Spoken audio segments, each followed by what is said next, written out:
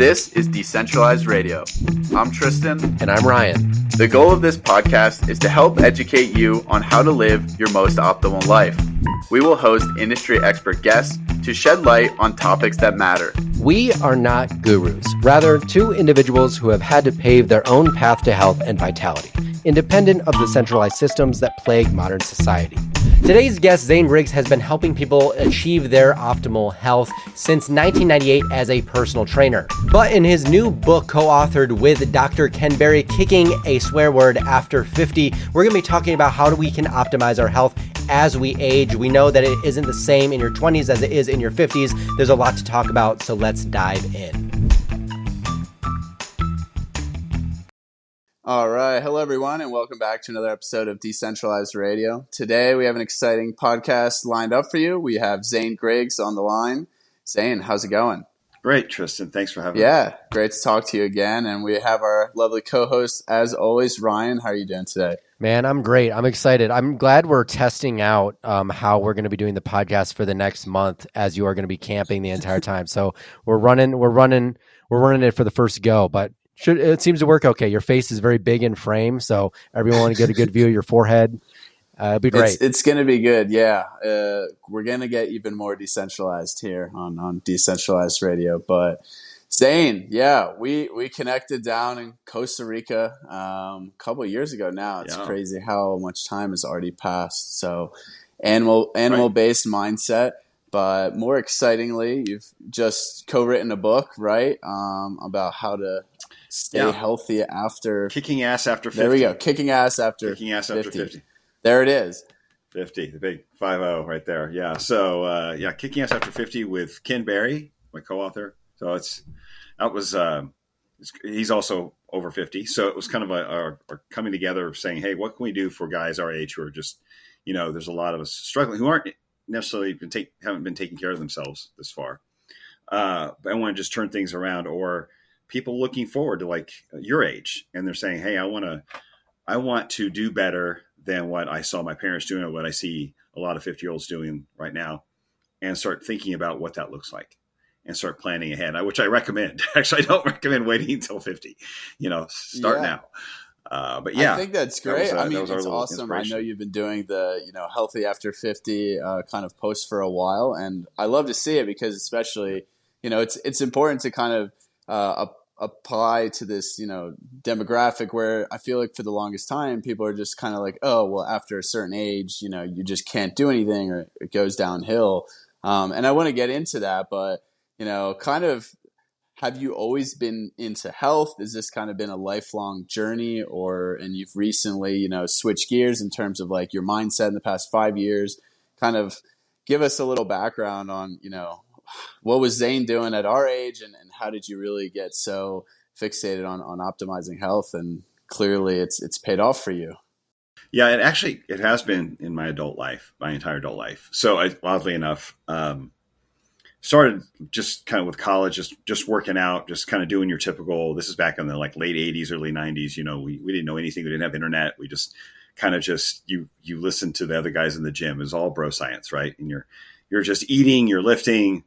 And then in my 20s, started traveling a little bit more and really found myself talking to trainers every time I ran into them, reading books about different diets and really thinking about longevity. I wasn't really much of I wouldn't say I was a jock or really into particular sports, but it was always interested in, at that point in my life, started thinking about how do we have to live in order to avoid disease?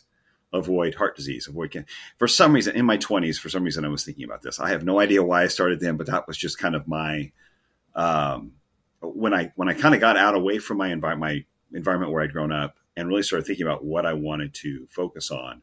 That's what came to light through just curiosity, just personal curiosity, what I read, what I experimenting with different diets, juice fasts, doing all sorts of things, even vegetarian diet for like 3.5 years. Really trying to making my own almond milk. I was one of those freaky guys back then. And you're talking about the early 90s. We didn't have almond milk in the grocery stores. You had to blend up dry almonds and add stuff. And so I guess it's always been a kind of a passion in figuring out, trial and error.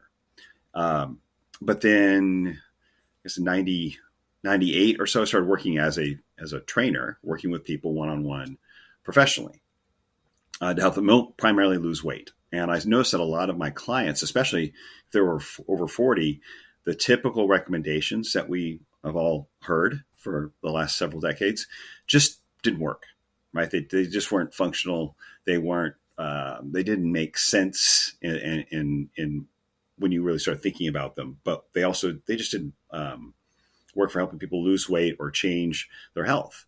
And so that's when I started playing with a little more like really trying to read alternative information, but looking at low carb.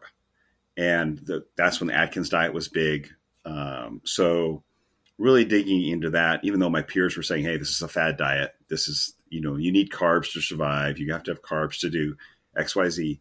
I really found that a low carb approach was much more effective at weight loss. And this is 2002, 2003, right in there. So it was at that time, fairly, considered a fad diet, even though it had a history. It was fairly new in the space. And then in 2009, 2010, started thinking about or reading about intermittent fasting. Started playing with intermittent fasting and then introduced that to some of my clients.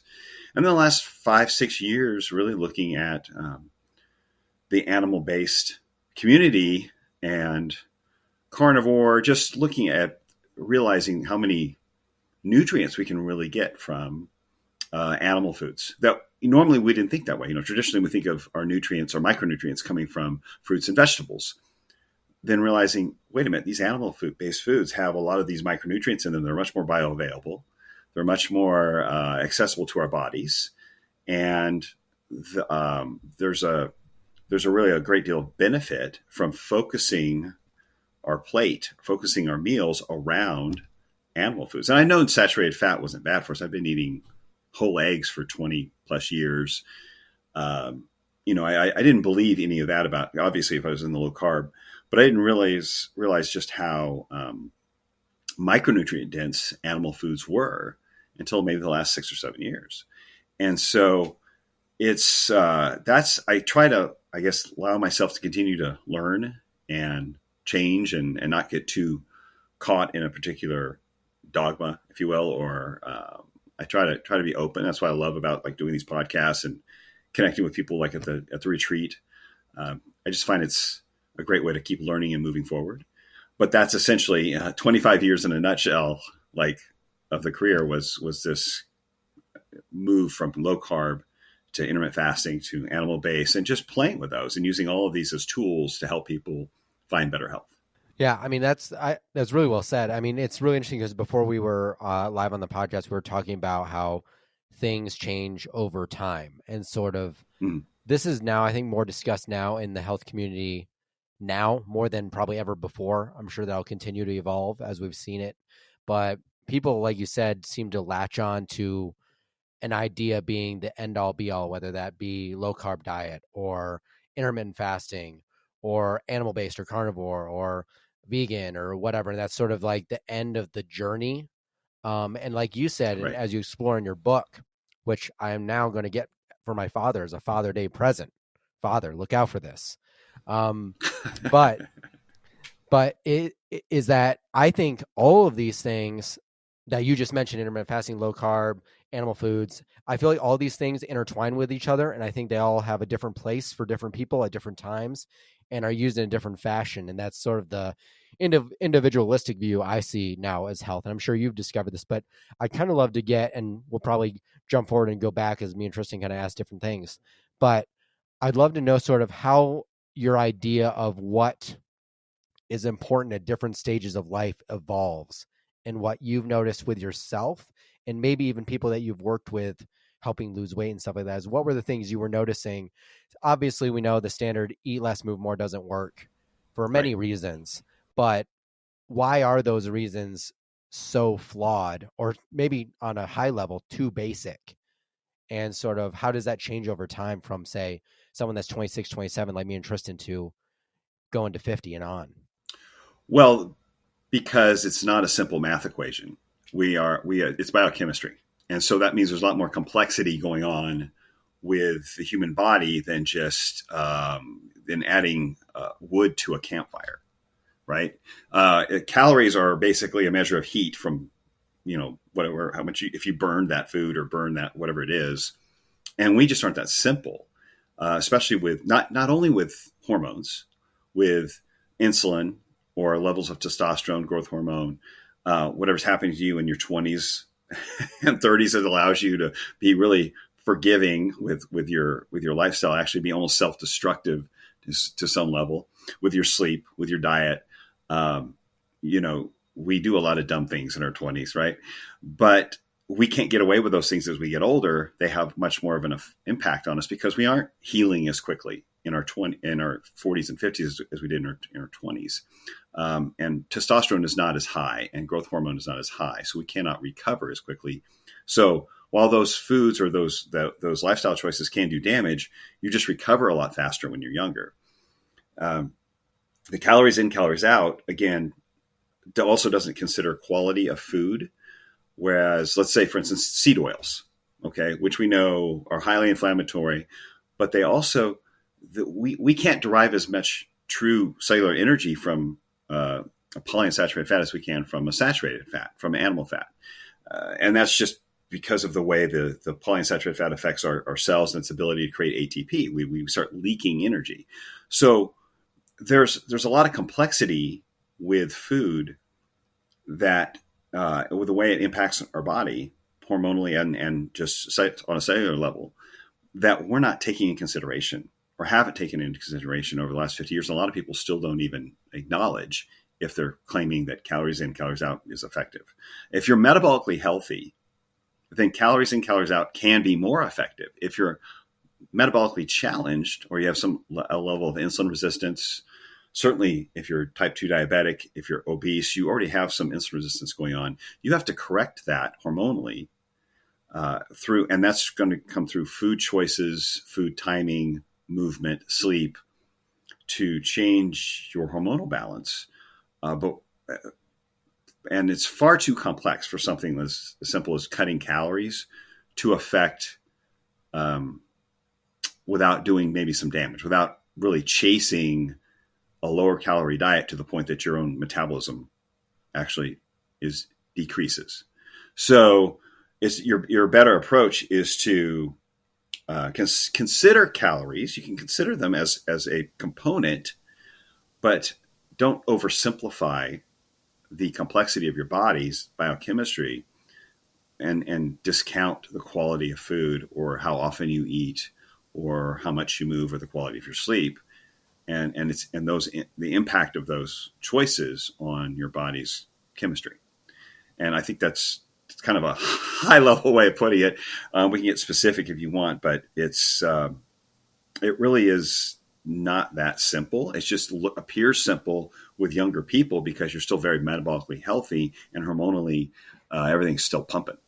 Yeah, I think that's a great way to put it too. I mean, I think most of the people are still in that calories in, calories out camp. First off, they work out like super hard. They're usually under 30. And I feel like it also resonates with people because it gives them like an easy blueprint, right? It's like, oh, if I just, measure my calories and count them, and then I know how much I burn, which, like you said, these numbers they're basically a best guess at best. And It's like, calories, they're actually measured by burning the food and calculating the heat dissipation, right? Like you don't even know how that could differ between person to person, and there is like a 20 to 30% tolerance on calories on like labels. I think I've seen before, but in general, it's people like to simplify things because then it's like, oh, I can do that. When in reality, it is pretty complex. Like you're saying, the body is so complex, and we're just scratching the surface. But the problem is then, if it is this complex, like how do you get people to grasp the concepts that are important? And you're talking about like meal timing and importance of sleep. So I'm curious, how do you convey these messages, to people effectively, and kind of what are some simple tips around, meal timing, sleeps that are easy to implement that can actually make a big difference?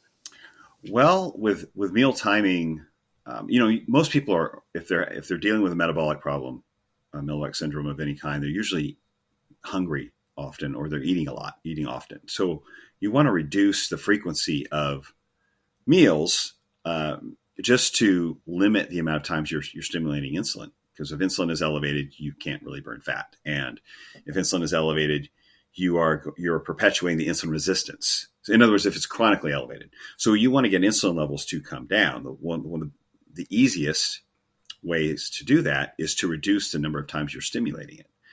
And with the food quality, can also affect the degree at which insulin is stimulated, how high it goes. But frequency is the first way. So if you can get somebody that's eating 5, 6, 7 times a day, just grazing up their day, to go to 3 actual meals, and then stop eating between each meal, that can be a big step for a lot of people. Like, they're not used to it. They don't realize how often they're grazing or snacking. That can limit the number of times that their insulin is elevated throughout the day. And then with sleep, which can also elevate insulin levels, stress hormones, and their hunger hormones. So if you can get somebody to get at least 7 hours of sleep a night, maybe 8, and start honoring their sleep schedule, not letting Netflix keep them up too late, get them to start eating a little, their last meal of the day a little earlier, so their body has time to digest it before they go to bed. Those are things that can really impact their hormonal health. They probably didn't even realize. And it's almost, I would equate it to be as important as their exercise or even food choices when it comes to the hormones. They're like metabolic hormones.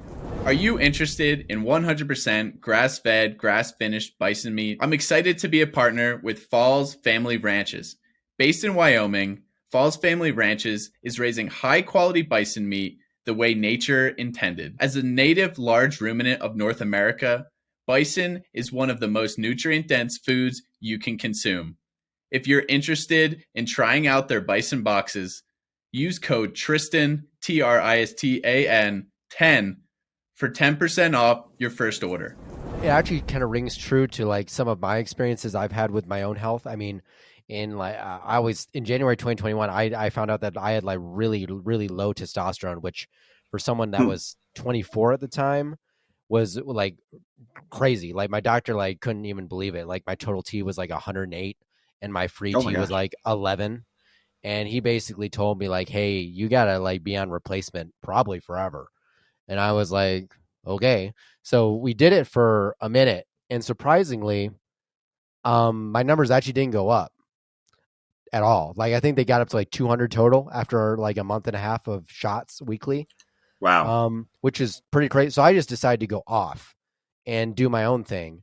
And so I really started focusing on sleep, anything to optimize sleep, like light exposure and all this stuff. I started focusing on animal-based foods a lot. This is when I really got animal-based heavy, was like late 2021 in the summer.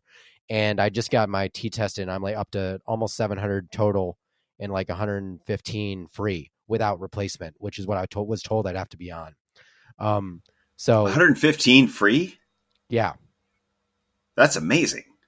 Yeah. So it's I'm so jealous. but it's amazing because I also have a very unique background to probably the reasons for those. Like, I had eating disorder history and all this stuff. And actually, one of the things I was going to ask you is, we kind of talked about chronic dieting a little bit. We kind of touched on it about how eating really low in calories, your body will sort of do this reset where it down regulates all these things, all these hormones, right, and sort of sets a new baseline.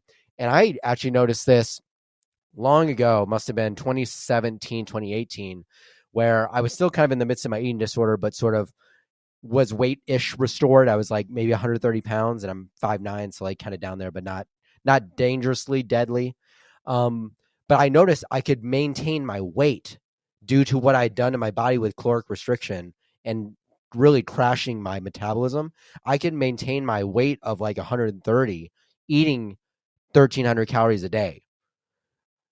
And so a lot of people don't tend to believe that story from me, that it's possible, because if you hear people talk about calories in, calories out, you think you just start losing weight. And I don't know how long I could have done that and stayed the same, but it scared the crap out of me at the time.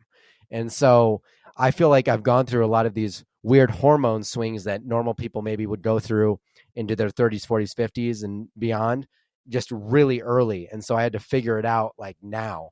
So it's really fascinating talking to you about these sort of same things that go on and the results you can see from changing your sleep, changing your workout routine, changing the way you eat, and all these things. They're very powerful.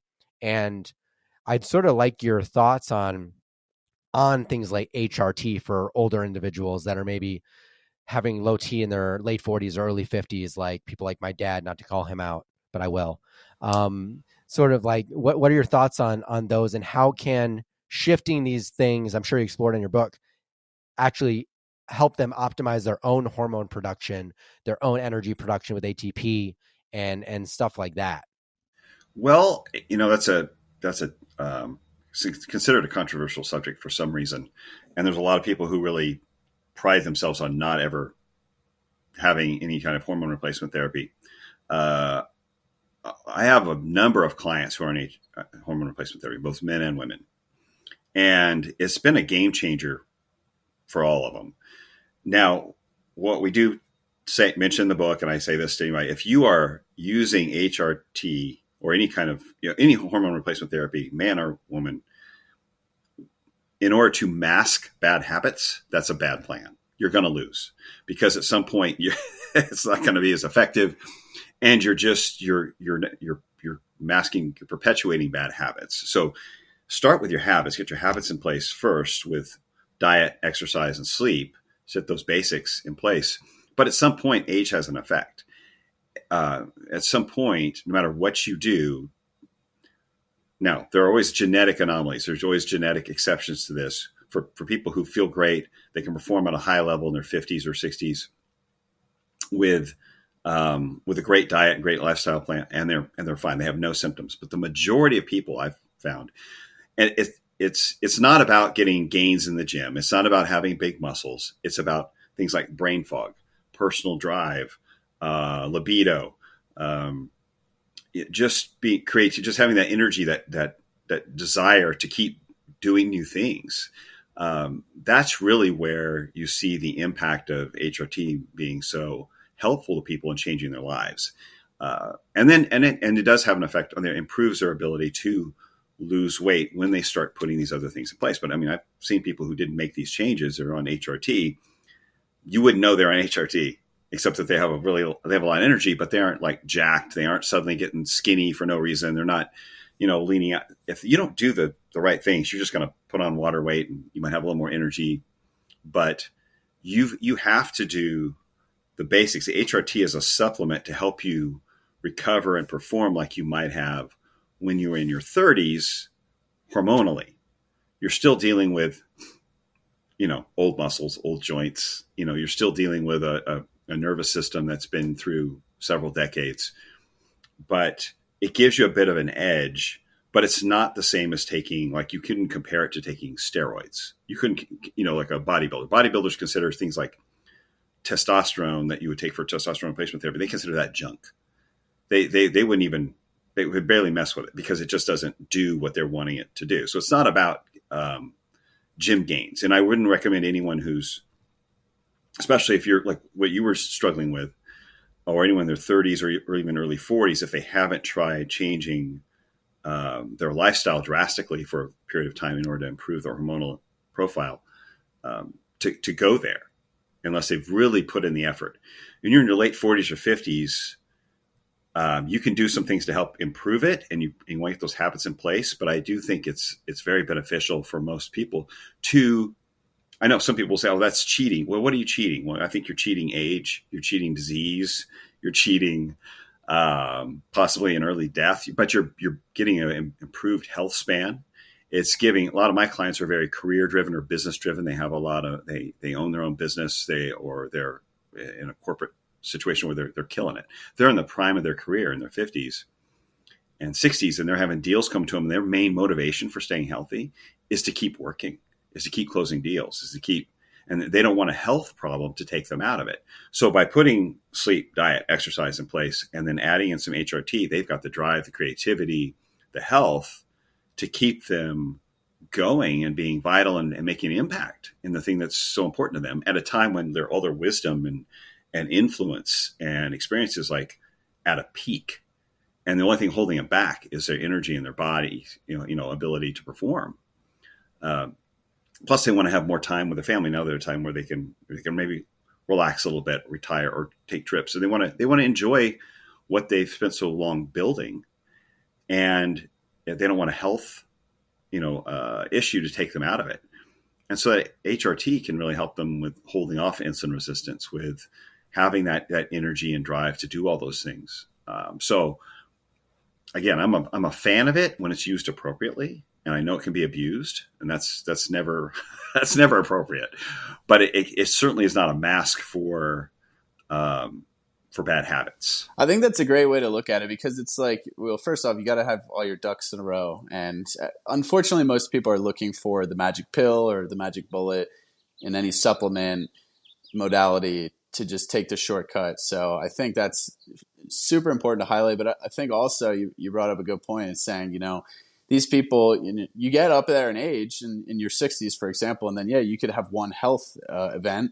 And then really that could send you like downwards for the rest of your life, and you may never get back to the place you were. And, it is all about move it and use it or lose it. And that's life. So if you have something that can propel you forward to keep on going, then you're going to create this positive feedback loop. And you get your health span could increase by a decade potentially because of that, which is fantastic. So just a short question is, once you get on it, say you're 65 or 60, is that kind of like you're just committed to doing that for the rest of your life? Is there cycles or? No, you're on it. You're on it. Yeah, you're on it. Especially, and women, especially some women may start with testosterone that might drop before they hit menopause. And so before their estrogen and progesterone drop, others it's around the same time. But it's life changing for women to get their progesterone and estrogen back up. They're like, the light comes on again. Like, oh my gosh, I forgot I used to feel this good. That kind of thing. It's really, they don't want to go back. They'll give up a lot of things before they give up their hormones because they feel so much better. They will feel like just living again. You are on it because for the majority of men, you get past 50. No matter what you do, your best lifestyle, control your stress, sleep in place, your free testosterone is going to be in the single digits. It's going to be below 10. And for some guys, they're fine with it. They're you know what, this is good. I'm happy here. And others, they're feeling more symptomatic. And why one feels one way and another feels something else, I don't think anybody knows. But at some point, age takes a toll. And so you can say, well, I'm supplementing something that's bioidentical, that's similar to what was already in my body. I'm just taking it up to a level it was 2 decades before, so that I feel like more vital, like I can keep killing it, and to hold disease at bay. And for many people, the alternative to that would be they start having to deal with things like high blood pressure, insulin resistance. So they might, by taking that one bioidentical hormone, or with women 3 bioidentical hormones, that supplementing those things, they are staving off having to take possibility of medications for blood pressure, for blood sugar, for a number of other things that would just be the result of age. Because at some point we all get old. We all start wearing out. And that's inevitable. But you can extend your health span, and how long you're vital, can be decided by many of your lifestyle choices. But at some point, things start to drop. You get past the age of having to reproduce. Your body's like, hey, we don't need this anymore, and it's just part of nature. So if you want to call it a hack, or I think at some point, there are certain functions in our body that just begin to wear out. And whatever we do, whether that happens to you, if you treat your body like crap, starts happening in your 50s, that's when a lot of people start paying for the sins of the 30s and 40s. But if you keep taking care of yourself, you may not have to struggle with those things until you're in your 80s or 90s.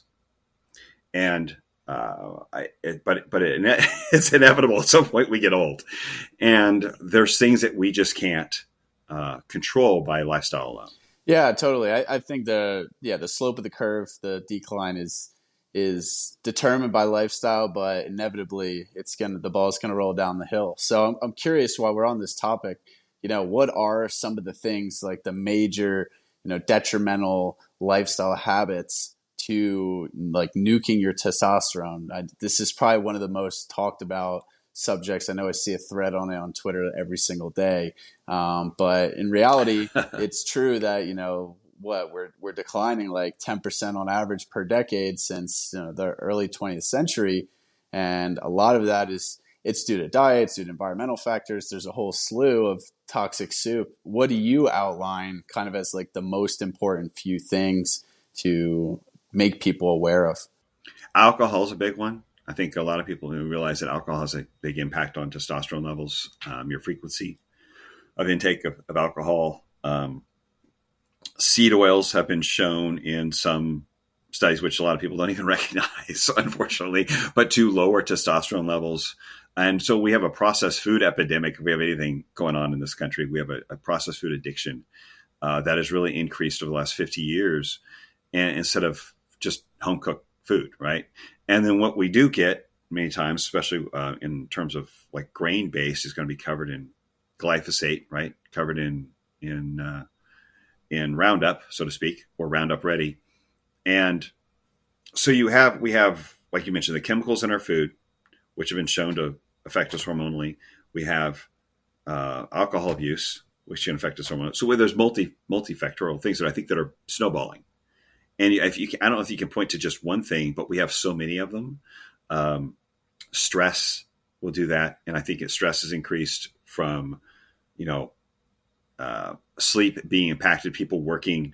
As great as it is to work from home, as great as to be able to work remotely, I think we've extended our work days and our work weeks where we never really stop. And we're always in front of this screen thing, which is fabulous, right? It's amazing. We get to connect with each other, but it has to be managed. And when it starts affecting sleep and circadian rhythm, that's going to affect your hormone levels. So alcohol, food quality, sleep, big ones, and then a lack of movement. And that so many of us are inside. We're not getting the sun. We're not moving like we used to. We're not as physical. You'll see we have the extreme where we have a certain percentage that are just working out a ton, right? And then we have the majority of the population, which is fairly sedentary. And we've gotten to the point where we're counting steps. We're counting that we walked. And it's like, wow. It's a good habit for people who are starting off. I count my steps, start paying attention to it. But let's think about that. We have to start counting steps because we don't move enough. That's really should be telling that we've become so sedentary that we have to count steps. We have to have these. I mean, my job as a trainer is often just getting somebody to a point, make an appointment, show up to move, to exercise. It might be the only time they move that week is the times that I'm with them. And that's just not, we don't have the recreational life that we used to as a population. You and I do. We do. And you've centered your life around it, which is amazing. But that's not typical. And so I think we see a decline in the things that we used to do naturally, the things we used to just be part of our lifestyle, that they've changed and shifted to more of indoors, sedentary. We're medicating, whether with alcohol or actual, prescription drugs, and then our food is mass produced, and the people making it don't care about our health. They've got it all wrapped up with, nutrition guidelines and government funding and academic research to make sure everybody thinks that this is the food they're supposed to be eating. And so all of those things have changed us over the last 50 years to the point that our obesity level's gone from 13% in 1970 to now 42, 43%. We're heading towards 50%. That should tell us everything. when nearly half your population is obese, I would expect testosterone levels to be in the tank. Yeah. I mean, and even building on that, like one thing I like to pick on as often as I can, we're sort of talking about intuition and how intuition has been lost, I think.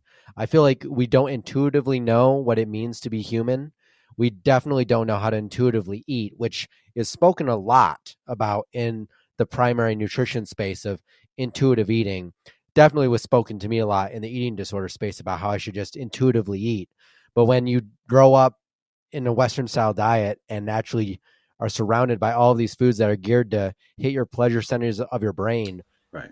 You really do not know how to intuitively eat because your body is geared on addiction of dopamine hits.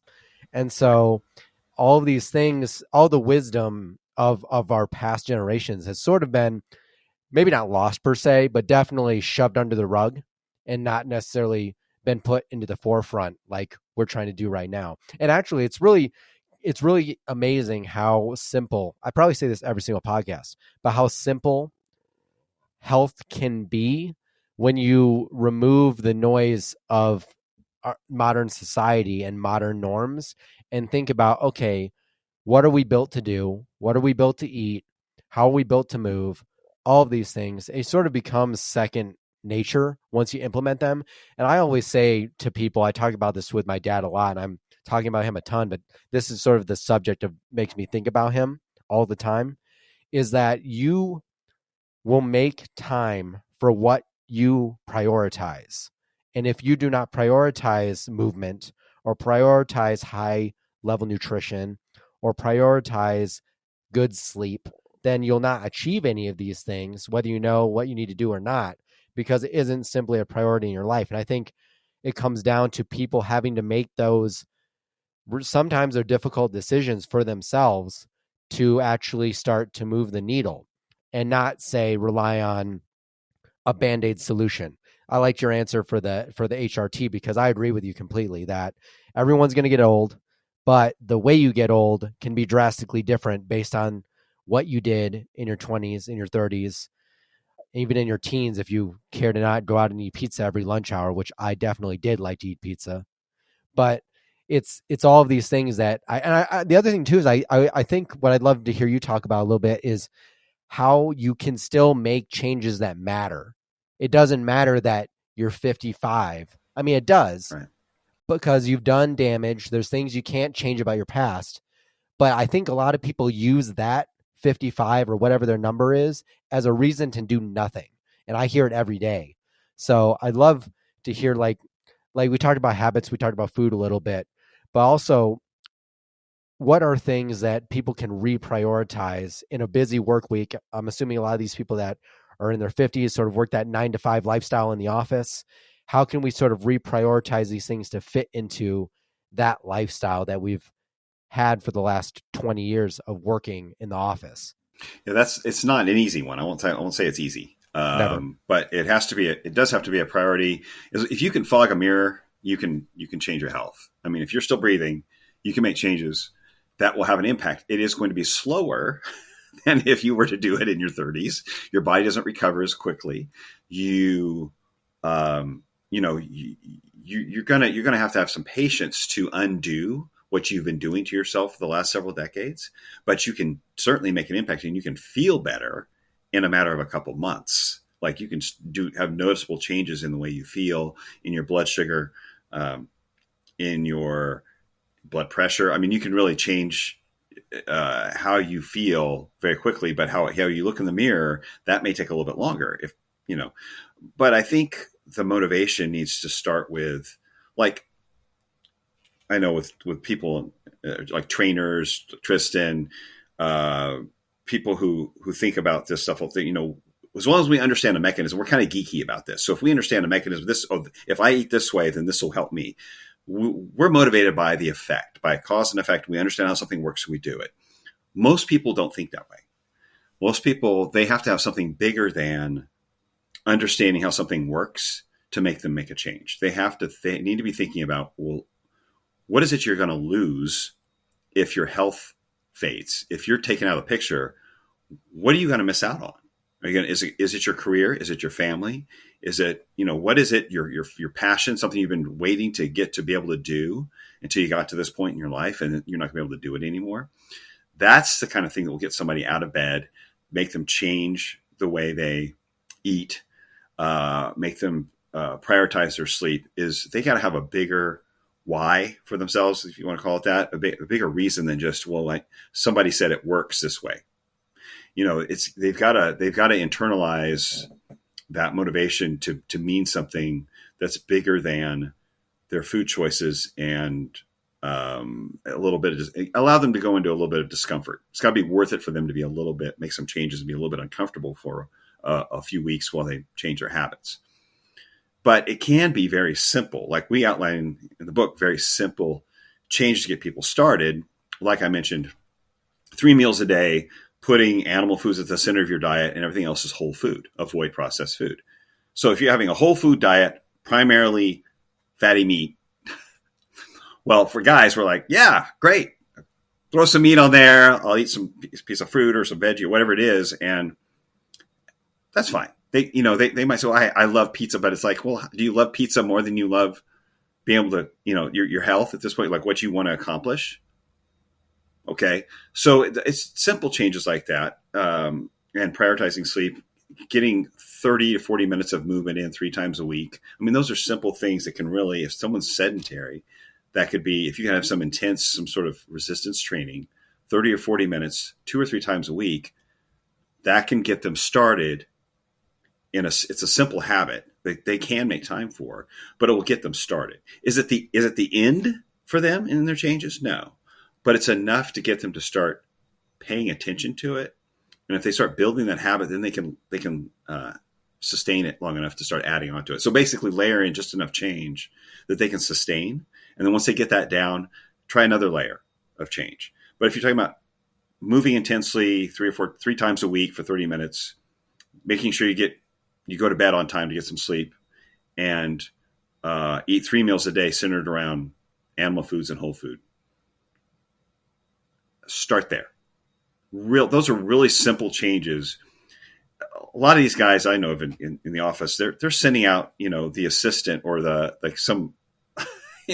somebody who's, half their age to pick up lunch for them and bring it back for them. Well, what do you think they're going to come back with? Somebody's running back with fast food because it was quick, it's easy, and that's what their salary allows them to eat.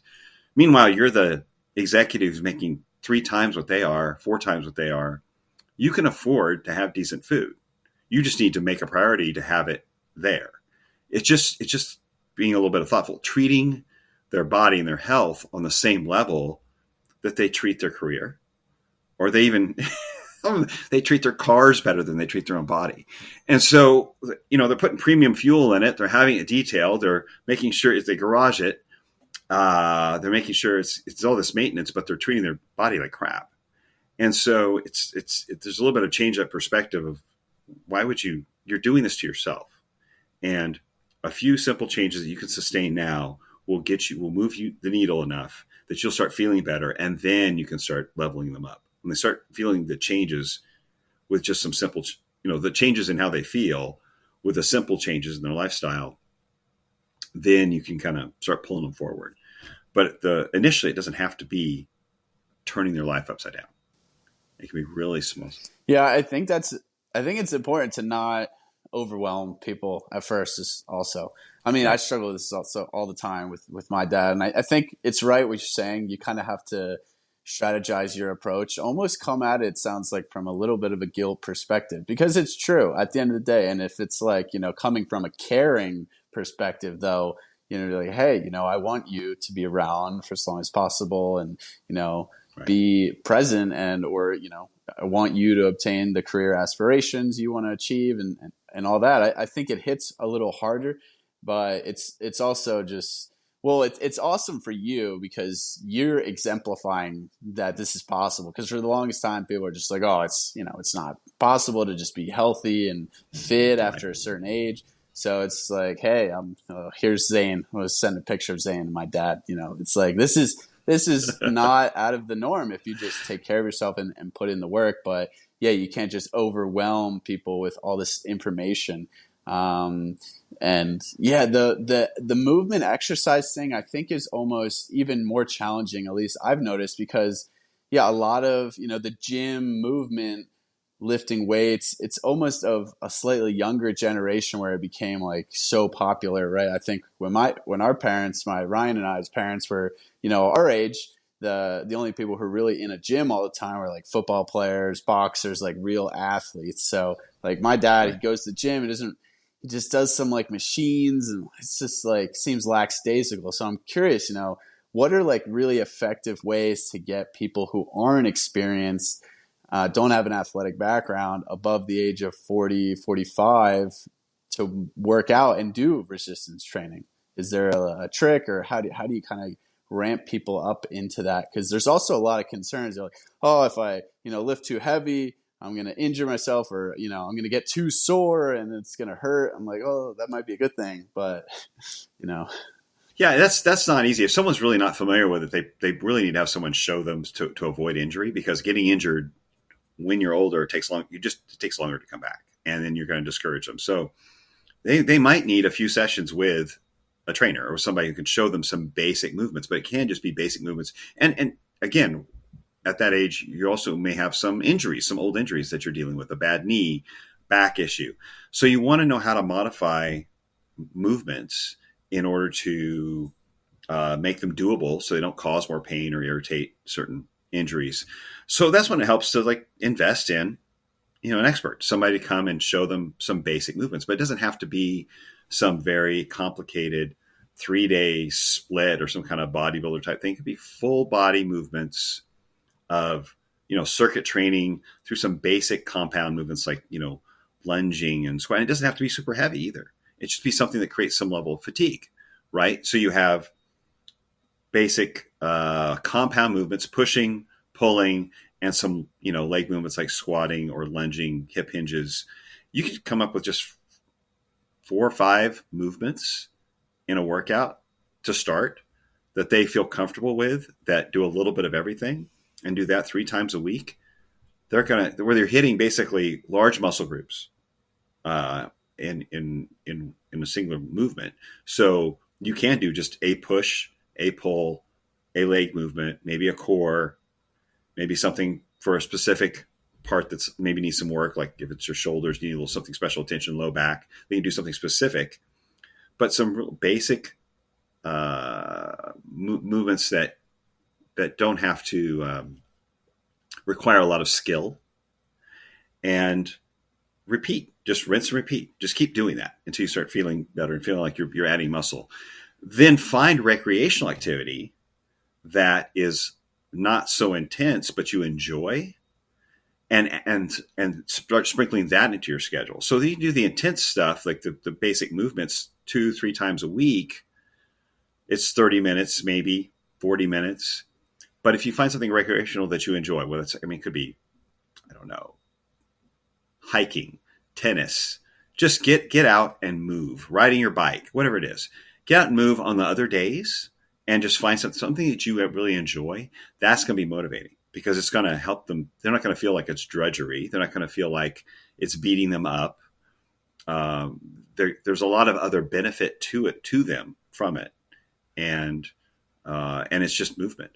And many times that's what they're missing, is that thing that just gets them out of off the couch, out of the house, and moving in a way that is meaningful and fun for them.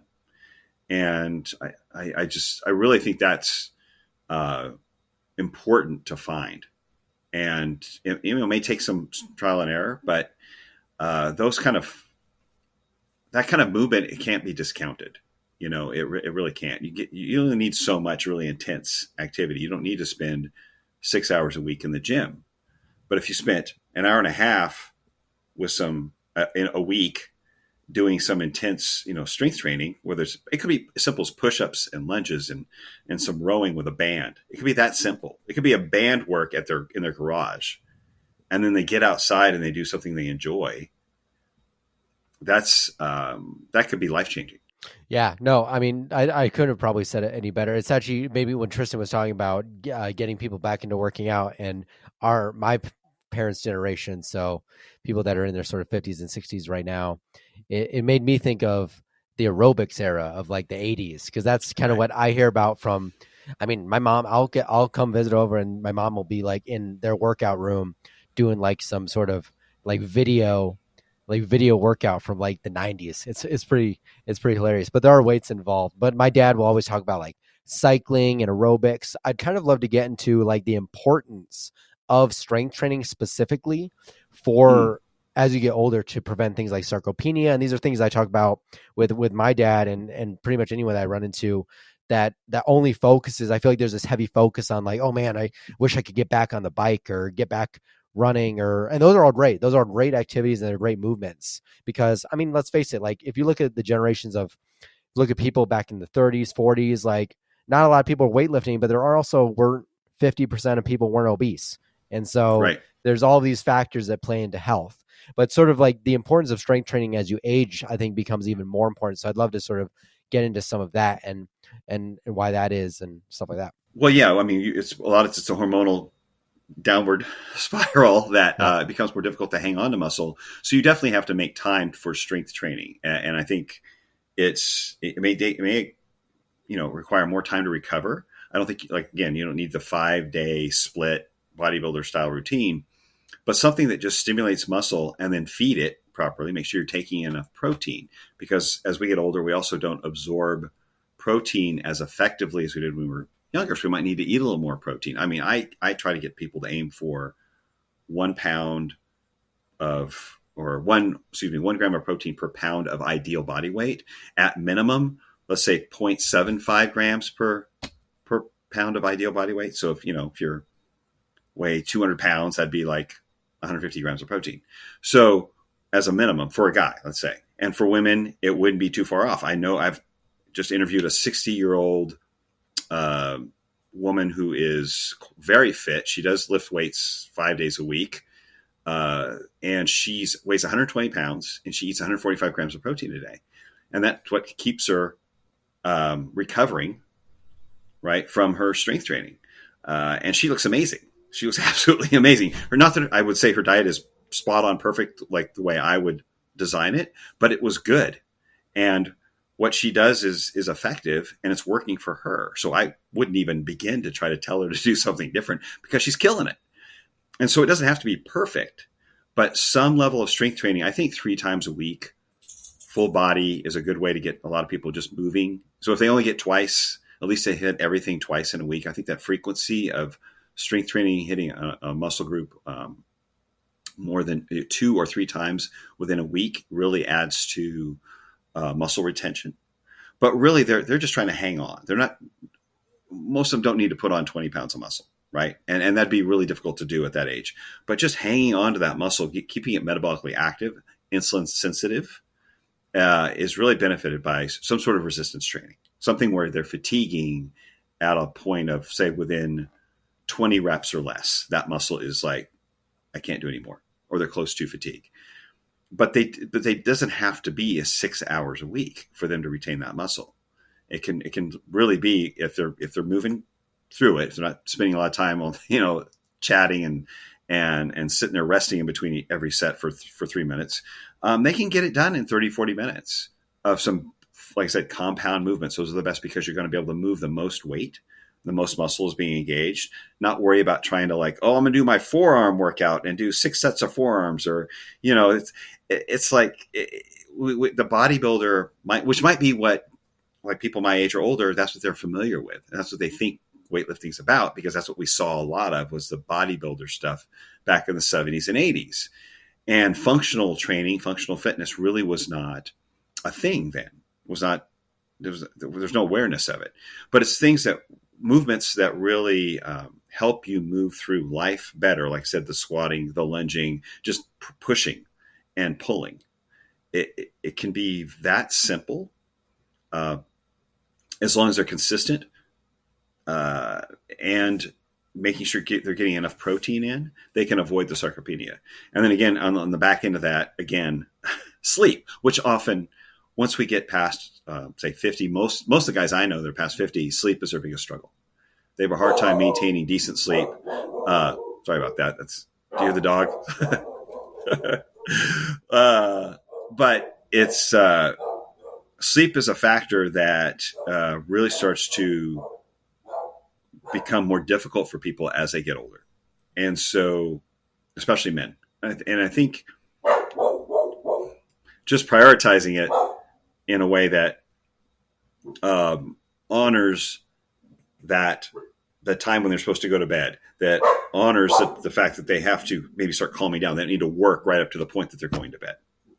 And so they need to allow their body to relax and get in a state, protect, as we talked about earlier, circadian rhythm, get sunlight early. Those are little things you can add on as they get farther down the road. But I wouldn't want to complicate someone's initial steps into their lifestyle changes by giving them a list of things to do around, circadian rhythm, get light in your face first thing in the morning. I would say start off with strength training, getting enough protein. And then once that becomes a habit, hey, how's your sleep? Here's some things we can do to improve your sleep. So you're not, again, as Tristan said, not overwhelming them with a lot of details that seem like, oh my gosh, I have to do all these new things. I don't have time for this. So it really is a stair step. But the strength training a few times a week and getting enough protein really is you're 80% there with just those two things at maintaining muscle mass. It's like you're going fishing. You gotta like bait. You gotta have a good hook in the line. You gotta be patient, but you can't yank too hard, or else you're gonna lose the fish real quick. Right. So I think that goes to anyone, but I agree that I think it especially goes for people who are more advanced age. They feel more experienced, like they know more things. That's why it's kind of harder to crack that shell. So you got to be even more delicate about it. But yeah, it's sleep. What do you think is what should people be striving for at that age? I feel like the average male adult probably sleeps 5.5 hours a night. I just made that up, but it sounds like very accurate. I'm pretty sure it's pretty close. Because that's like the normal. And to me, that seems outrageously low. But do you think there's like a happy sweet spot? I know as you age, your melatonin levels, you won't produce as much melatonin. Of course, that's the same thing as testosterone. It's a hormone that you're producing. It's going to go down with age, but that slope is determined by lifestyle. However, I think people underestimate, I'm good on like 4 or 5 hours. Like that seems crazy to me. Is there something that you shoot for personally, and how does that change with the seasons or what you're doing? I shoot for 7 hours. Now in that, so I have 7 hours of trying to get some sleep. The weekends I might allow myself a little more time, but I'm up early with clients, right? So during the week, so I shoot for 7, and I use an Oura ring to monitor my quality of sleep. So I try to look at deep sleep. REM sleep is usually not a problem. It's usually getting enough deep sleep that this seems to be an issue, or waking up and not be able to get back to sleep, which I think is probably more of the issue with a lot of the older men. Their cortisol levels start going up early, raises their heart rate and wakes them up at 3, 4 a.m. They can't get back to sleep. They're restless. They just get up. And I think that's a stress factor with a lot of men, and it relates to their circadian rhythm, which rarely can you just point to one thing with circadian rhythm. It could be meal timing. It could be how much sunlight they're getting during the day or in the evening. It could be when they actually worked out. It could be how late they ate, how long they were on the screens at night. There's so many things that affect our circadian rhythm, and it's rarely just one that's causing the problem, because our bodies would probably adapt if it were just one. But when you have all these things snowballing on top of the fact that we're not producing as much melatonin, it really is. I think that's the big frontier that people are moving into, where they're really trying to figure out this component that used to be so simple for us when we just moved with the sun. When the sun came up, we got outside, we were doing things, we were exposed to sunlight, and we ate when we got up, and we moved when we got up, and then when the sun went down, everything else settled down. And so we've so moved away from that that it can take a while when you start making these changes for your body to correct itself, to correct that circadian rhythm. It doesn't just happen in a week or two. It's really can take a long time to shift that cortisol spike. I've found personally a lot of the intermittent fasting I was doing affected that circadian rhythm and my cortisol levels. And so I've had to back off on the amount of intermittent fasting and fasted workouts I was doing because of the stress level in order to correct it. Does that mean intermittent fasting was bad or fasted workouts were bad? No, I just over leveraged that stressor. And we have to consider all of these stressors in our life.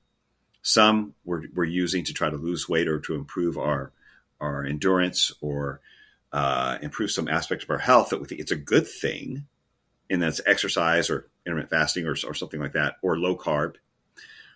But we have to look at that in the big picture of job, of family stress, of other things that may be going on, as well as age, and realize, okay, these are all stressors. Some are good, some I can't control. And we have to manage in light of all of those, and not try to like hit everything as hard as we can, like we might have done in our 20s and 30s, where we could hit everything as hard as we could with a hammer, right? It might need some to be more delicate. It might need to let off the gas in some areas for a season while you're dealing with a stressful situation. And I think all of those, it's what we do during the day that affects our sleep so much. And we really have to think about, we feel helpless because it's like, well, I'm unconscious. How can I affect my sleep? It's everything we do during the day that impacts our sleep. And I think, like you said, that the 5.5 hour average you're probably not far off, 5.5, 6 hour average, but the health effects of that are clear, that you're going to have insulin resistance, high blood pressure, high risk of heart disease and diabetes, dementia. These are major health risks from staying in that place, in that area of poor quality sleep for a long period of time. And in fact, hormonal changes start to take place within what I've seen in studies within 5 days of having low quality, like say less than 5.5 hours of sleep for 5 days. You start seeing higher blood sugar, higher insulin levels, hunger hormone is stimulated, cortisol's elevated. So it's nothing to discount. It's nothing to say, well, I'll sleep when I'm dead. That was the thing when I was in the 80s, right? I'll just push through. That was the mindset. And I really think we have to, with my generation and older, readdress that, because it's certainly not the case. It's not true. You cannot live without it, especially as you get older. But you cannot live without good quality sleep and have good quality health at the same time. That's a bit wordy, but it's something I'm dealing with myself, and realizing I have to rethink the way I approach my workouts, my eating schedule, and how much sunlight I'm getting. Make sure I'm getting out in the evening and walking, as well as getting sunlight early as possible. These are things that the healthy of us have to pay attention to, or because it's so easy in our current culture, the way we work, for them to be your circadian rhythm to be shifted out of place, and find yourself staring at the ceiling at 3:30 in the morning with your heart rate up, like you're running around doing your daily business. I've certainly struggled with that actually myself. Like, it was one of the biggest things. And it was one of those things too, where I actually never really paid attention to how bad it was until I learned that it was bad for me, that was happening. And so sometimes in certain situations too, while knowledge is power, it can also be to a detriment. And like for me, I was like using my Oura Ring every single day, and I was so focused. I'm like, oh man, like why is my deep sleep like this one night, and then it's like this the next night, and then it became a little overwhelming. So I actually had to take it off and stop using it, and sort of go back to a little bit of intuition. I started sleeping better again. So that all goes back to sort of easing people into these ideas of thought and sort of having them focus on it, because like if you give them too much stuff, it freaks them out. And then even if they're into it and want to do it all, the focus on that can actually raise their cortisol inadvertently, and I think cause problems too. And I think switching off is probably, like you mentioned, for especially older adult males who are still sort of maybe they're kind of not quite at retirement, but they're kind of next 10 years going to get there. They're so, I mean, I see this in my dad all the time, just so work driven that they're working till 9, 10, 11 every night. And they don't give themselves any decompression time to allow that cortisol to come back down. And so they're not even giving themselves the chance. And so their night is already set up for failure. But it's a lot of basic things that I think people can do. I mean, they don't got to get as crazy as like, got to, whip your balls out in the sun every day and get sun everywhere and all this crazy stuff that you see online. It's actually I think it's very simple sometimes. I think we like to complicate it. But sleep's one of those things I think definitely. I was actually just Googling it too to see what the average sleep time was for like the average adult male. And I couldn't even get like a straight number. It just said most people sleep less than 7 hours. So you're probably close. It's probably like between 5.5 and 6 something, just from what I've seen talking to other people. But I think there's that misnomer that you can get by with 6 or less hours of sleep. And I think you can get by, but you're kind of in the downward hill direction on this getting by. And then also you're just running on cortisol and adrenaline the next day. And I don't think people realize, like you mentioned with blood sugar and hunger and all this stuff, you wake up after a bad night's of rest, and there have been studies done, your insulin can be reactive as much as a diabetic's is the next day from just a couple nights of bad sleep without even being diabetic in the first place. So it's super dramatic on all of these things. So it is a good thing to focus on, I think, for people, even on a very basic level of just unwinding at the end of the day. I mean, we mentioned things like diet, sleep, movement, all of these things. What are some of the things, as you were sort of going through this book with Ken Berry, that are maybe the least talked about subjects as far as like optimizing your health as you get older that you don't think get enough forefront in the space? Like obviously there's all the calories and stuff that we talked about before and the way nutrition is going, but what are some things that you think definitely need a little more attention in that segment of the space? Well, we kept it pretty simple because we figured we were talking to most of the people were probably going to be at a entry level or possibly a, they kind of weekend warrior type, they work out, they think they eat pretty well. But we wanted to keep it, they say, doable steps. But we do get into, which I think is still underestimated. You and I, we here understand it, but the impact of the seed oils, right? The processed oils that are so inflammatory and the impact of those. And so we get in there and break down what kind of the history of those seed oils. We show the correlation between the entry of those oils into our food system and our consumption of them with the increase in heart disease, obesity, diabetes. And I think people underestimate that. We know we're supposed to avoid sugar. We probably don't want to eat a whole lot of starch if we're trying to lose weight, but we don't realize yet because there's been such a push to avoid saturated fat and such a push on these polyunsaturated fats. People really don't realize, and all people, like from doctors all the way down to nutritionists, the impact of these oils are having on every aspect of our body. And so I put like 55 studies in the back of the book. Is a reference section full of studies, and there are some of them just on saturated fat, they're on sleep, alcohol, waist circumference. I mean, things like that, exercise. But I've got about 50 plus in there around all of the impact of seed oils, and it hits everything from fatty liver disease, heart disease, asthma, hormone levels, testosterone levels, and they're wholly underestimated in their impact. And so of removing those from our diet, and let's say going back to the way we would have eaten 100, 120 years ago, whole food, right? Minimal processed food, very little processed food is almost non-existent, right? The oils don't exist. We're cooking with tallow, we're cooking with butter or lard even. And the tolerance, think about what people might have eaten on a farm, say in the mid 1800s, they were still eating starches. They were cooking, they were raising wheat, and they were cooking with wheat. They probably had a drink here and there. They worked hard physically, but so they had stress. They had the stress of the elements. They had the stress of survival, but they didn't have this processed food with all of its ingredients, right? In the processed sugar, processed grains, and the processed oils in their food system. And I think we've underestimated. We're so focused on the macros, right? Oh, it's a keto friendly food, or it's a low carb food, or it's got heart healthy food, and without looking at what's the food made of.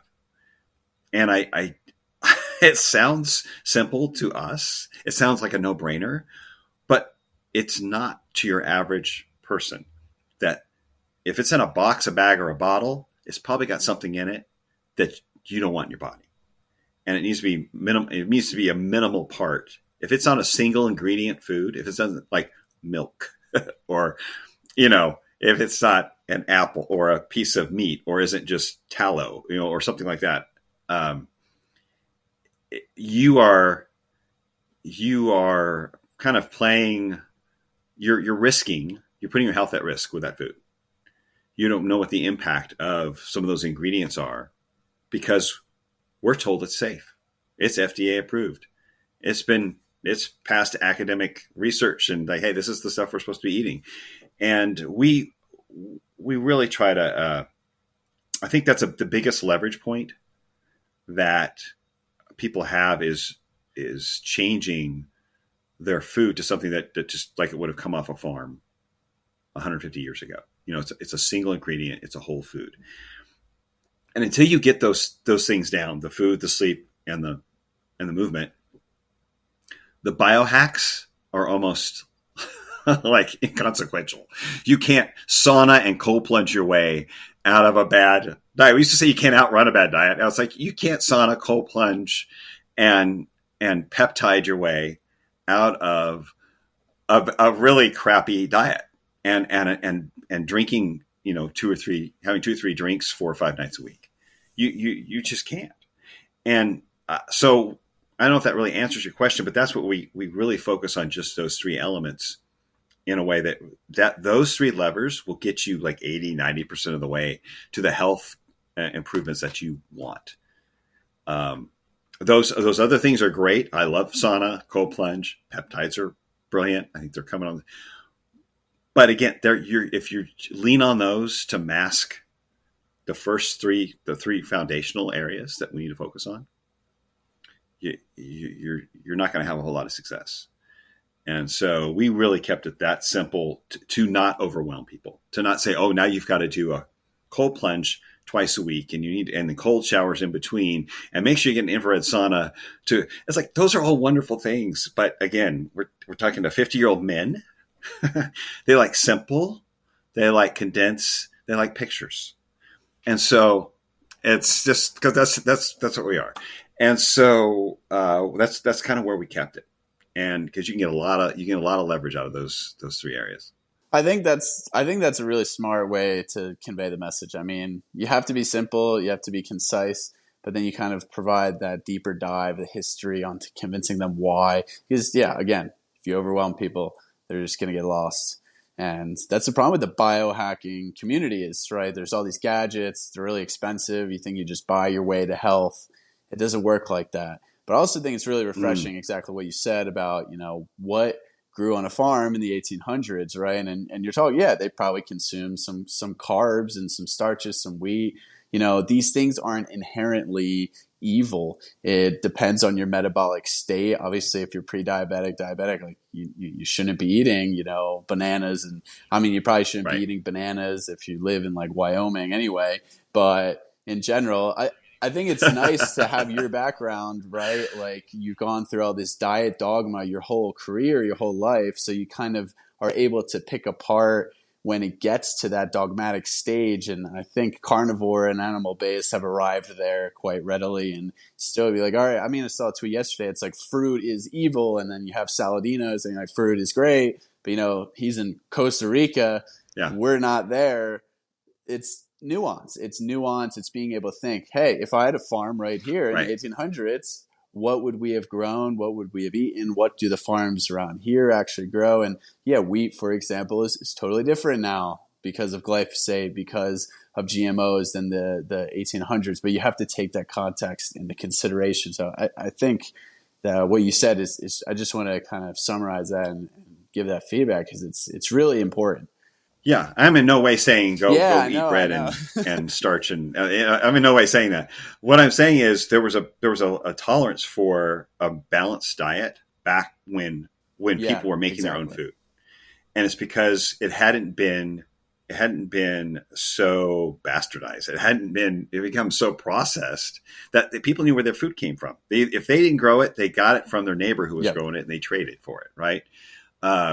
They were eating saturated fat. They were eating animal-based food. They would never have gone without meat unless they absolutely had to. They were starving, but they could grow potatoes, right? Or they could grow, and those things were not inherently. There was no type 2 diabetes. There was no obesity.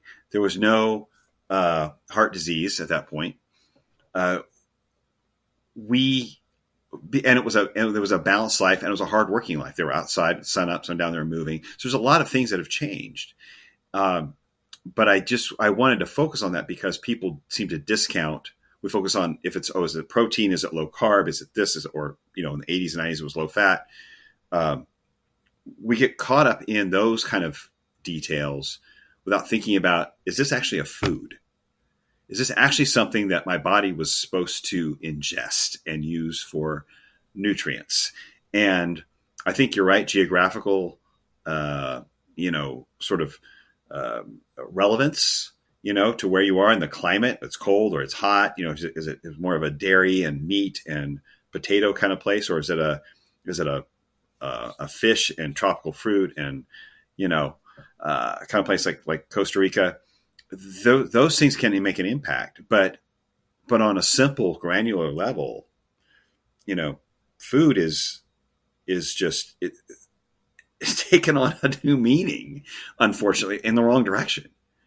And if you have to turn it, like you said, turn a disease around, turn a metabolic syndrome around, obesity, and insulin resistance, you're going to have to step on the gas a bit more. You're going to have to do some things that are a little more, I don't want to say extreme, but you're going to have to be a little more disciplined and be more consistent in what you restrict in order to change your metabolic profile or your metabolic health before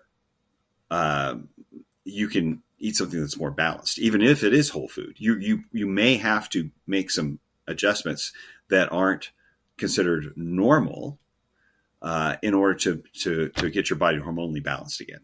And 100% agree with you on that. And so I want to, I'll make sure that, thank you for clarifying that. I didn't want to make people think that. No, of course. It matters, right? The context matters. So I think it's a great way to wrap up that whole nutrition and the food side of things. And the last question I have for you is, different topic, but I think just as important today is, you're a father. How many kids do you have? 3, 2? 4. 4. Wow, even better. So you have four kids, and I'm curious, how have you thought about how you raised your children, your family over the past, 10, 15 years? How has that evolved? I think this is one of the most, overlooked aspects of what's changed in society, schooling, public education, how you pass down actually this fundamental knowledge that, like Ryan said, has kind of been lost generation over generation. And I think you're a great role model for that. So I'm curious on how you've thought about that and kind of how you've changed some things in the past maybe few years. Just everything, how are you kind of teaching them the values of what you believe in, the importance of nutrition, health, getting outside, and teaching them these values, and so they can corroborate that to their lives as they get older and kind of pass that along. Yeah, we my wife and I have always said one of our biggest motivations for wanting to be more successful, make more money, was to be able to afford better food. And again, I've been, I ate whole eggs for 20 plus years, starting in the 90s, every day. And it was demonstrated through,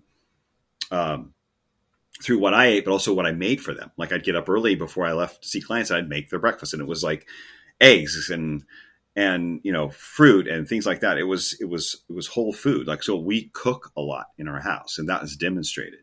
And we didn't go to restaurants a lot unless it was like we were somehow traveling to a sporting event or just something on the road where we had to. But we tried to bring whole food as much as possible. And I would, they see me. I lead by example. So I don't always start by preaching, but they'll see my plate and go, "What? You're not eating this now?"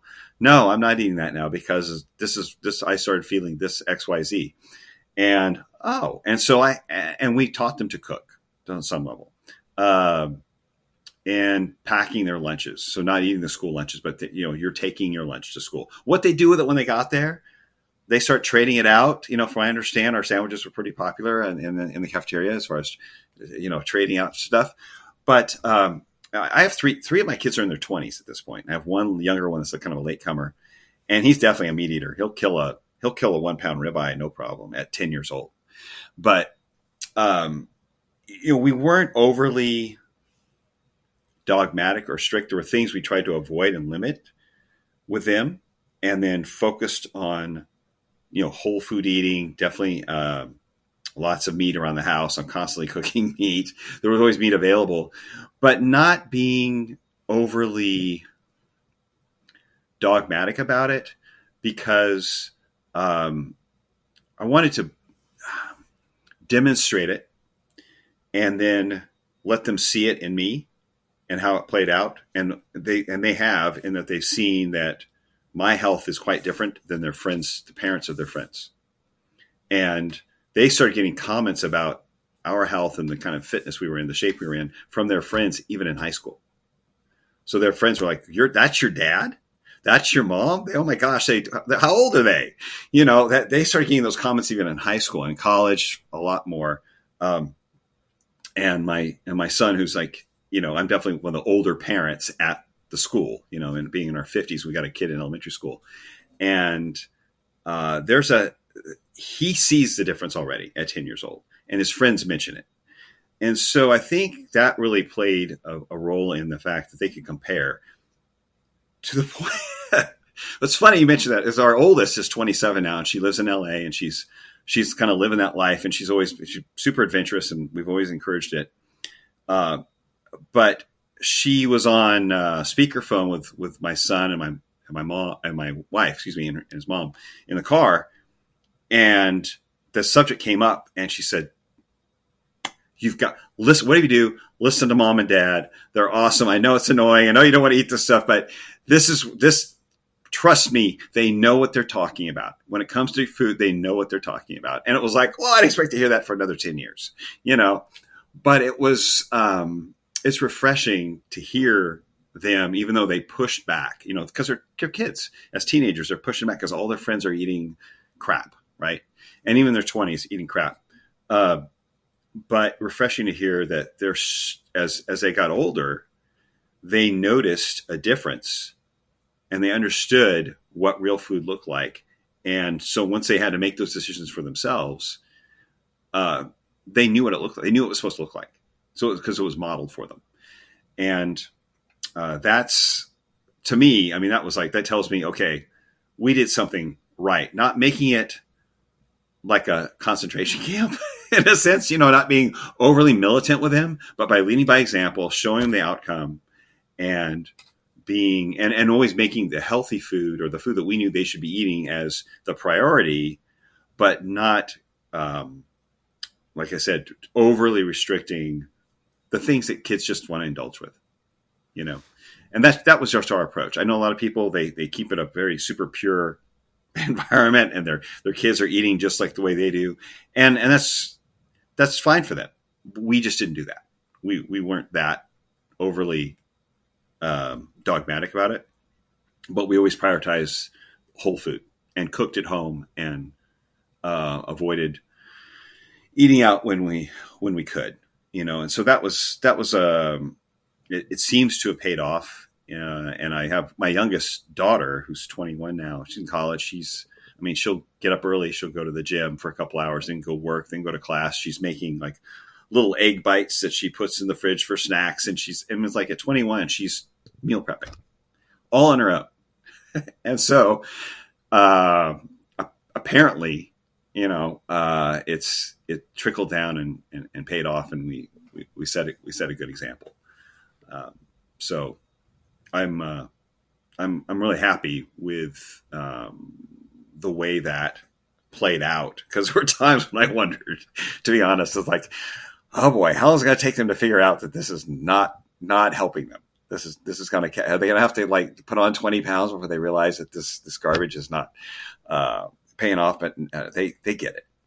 Yeah, no, that actually reminds me a lot about how I grew up, because we always prioritize home cooked meals and whole foods, like generally speaking, like for main meals of the day growing up. But we also never had restrictions. Like most of my friends loved coming to my house because we did have the processed fun foods around, but because my parents still prioritized whole foods for our main meals, me and my brother never went crazy really on processed junk. Whereas a lot of my friends, when they would come over, would straight up like binge in front of us because they never had access.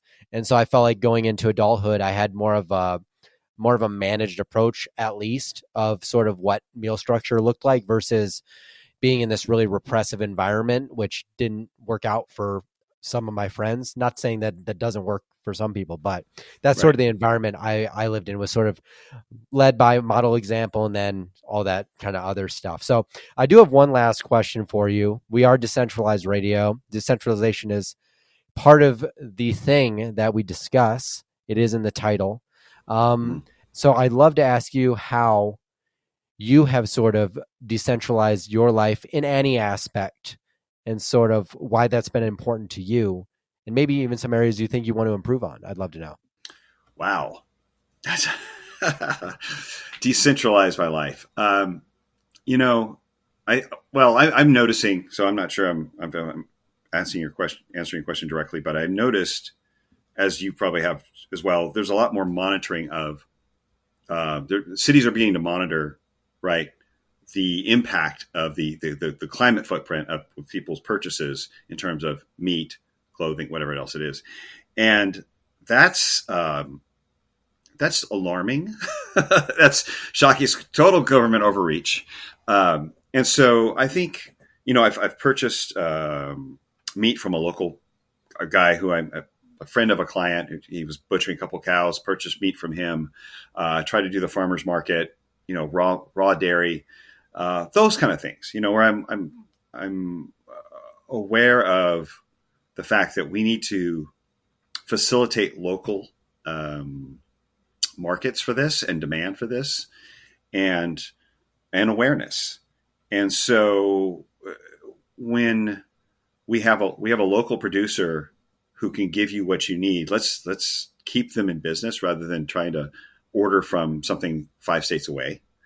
So I don't know if that's a decentralization, but I think understanding that at some point unless there's a big push, everything we do is going to be monitored, including purchases with any card at any store. And so those little cash purchases with local farmers and local providers of the food we want, I think is really a first step in doing what we can to make sure we have that market available to us when we see maybe the major chains or the major distributors start to restrict those things or track. We are. It's funny you said that. We are hosting an event here in Nashville on June 2nd at the Bitcoin Park in Nashville. So, which is a kind of a beginning of the Bitcoin community here in Nashville, and we're hosting it's a alt health summit. And one of the guys coming down is a good friend of mine, Jay Gillanello. He's at Perpetual Health Co. on Instagram, and the topic of his the subject he's covering in our health summit is the C40, is that what they call it? The C40 plan, or the city plan around that is monitoring all of this, and he's living in New York City. So firsthand, they are, the mayor's like wanting to track purchases, and They already have meatless Mondays and vegan Fridays in their schools. Criminal, right? Absolutely criminal. So the topic of conversation that he's addressing is going to be on this decentralization, on the fact that there's a big push to monitor our purchases in terms of the effect on climate, but with meat and so forth, meat, dairy, and those kind of basically traditional foods. And so I think helping people understand that, facilitating those kind of events where we can get people to talk about this and make that a forefront. Like, look, there's an actual push towards limiting your access to real food because it's not as profitable for the people who are selling the processed food, and they have enough control and influence to facilitate mandates like this and to put money in the pockets of the politicians who are going to put this stuff in place. So in terms of decentralization, I think we start with awareness of that this is a real thing. This is not a fringe concern. This is something that's going to impact the groceries you bring home from the store and the government's awareness of where you're spending, how you spend your money, where you're spending your money. That's not okay. That's definitely that's an overreach that nobody should be okay with, and we shouldn't be complacent about. So that kind of where I'm using more cash to purchase those things. I am really, though, I think is just the awareness. Is getting that awareness out there and facilitating those kind of events and those kind of voices to be pulled into more of a mainstream conversation. Yeah, I mean, yeah, I think you're more decentralized than you realize, Zane. I mean, you first off, have your health in a good place. That's very decentralized. You're not relying on the traditional healthcare system, and you're also, employing yourself. You're empowering others to improve their health and not be reliant on the system. You're buying food locally. You're definitely aware.